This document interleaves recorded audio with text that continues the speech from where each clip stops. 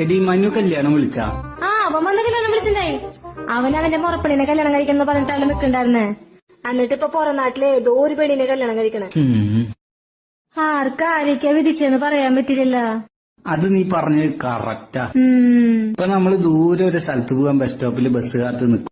അപ്പൊ ആ സ്ഥലത്തേക്ക് ബസ്സേ വരില്ല. ശരി, കാത്തുനിന്ന് സമയം കളയണ്ടല്ലോ വിചാരിച്ച് കിട്ടിയ ബസ്സിന് പോവാന്ന് വെച്ചാ നമുക്ക് വരുന്നത് ഒരു ലോക്കൽ ബസ്സായിരിക്കും. ശരി, ലോക്കലെങ്കിൽ ലോക്കല് കേറി പകുതി ദൂരെ എത്തിയിട്ടുണ്ടാവുള്ളൂ. അപ്പൊ നമ്മളെ ക്രോസ് ചെയ്ത ഒരു സൂപ്പർ ഫാസ്റ്റ് പോവും. അപ്പൊ നമ്മുടെ മനസ്സ് പറയും കുറച്ചു നേരം കൂടെ കാത്തു നിന്നിരുന്നെങ്കിൽ സൂപ്പർ ഫാസ്റ്റിലെ പോവായിരുന്നു. ഹലോ ലോക്കലെങ്കിൽ ലോക്കല് നമുക്ക് വിധിച്ചത് അതായിരിക്കും. ചേട്ടനൊരു ലോക്കൽ ബസ് എങ്കിൽ കിട്ടി. എനിക്ക് കിട്ടിയത് ഒരു മൂട്ട ബസ്.